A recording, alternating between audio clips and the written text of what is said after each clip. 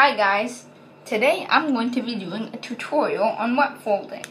Wet folding is a method generally used with flashers so they can spring open and close, but it can also be used with other models such as Jeff Bainen's spring into action.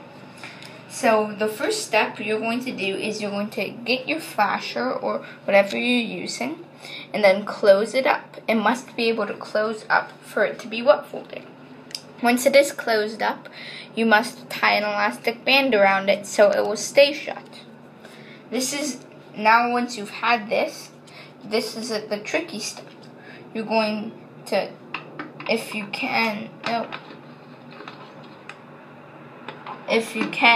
you're going to try and plug your sink up, or fill a cup up with water.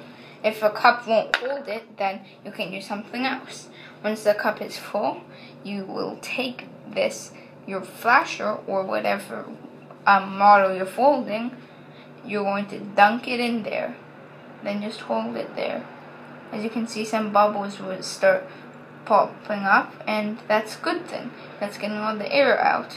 Once the bubbles stop popping up, you should hold it under for at least 10 more seconds.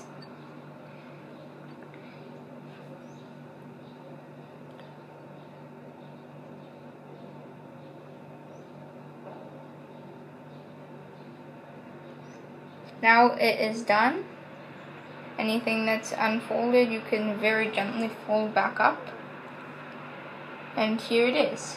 You'll then want to place it on a napkin or paper towel or something to let it dry.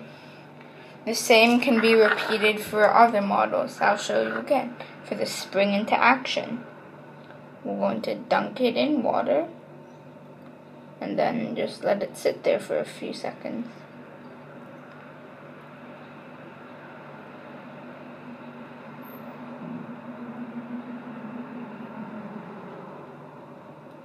Now,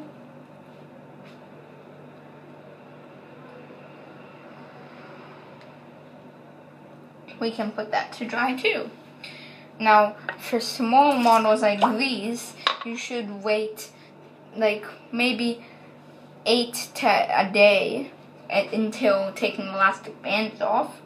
But for bigger models like a Flasher Big Bang or Barrister's Wig, I recommend 1 to 2 days at least. So thank you for watching this wet folding tutorial. I hope it will help you if you need help wet folding. See you next time. Bye.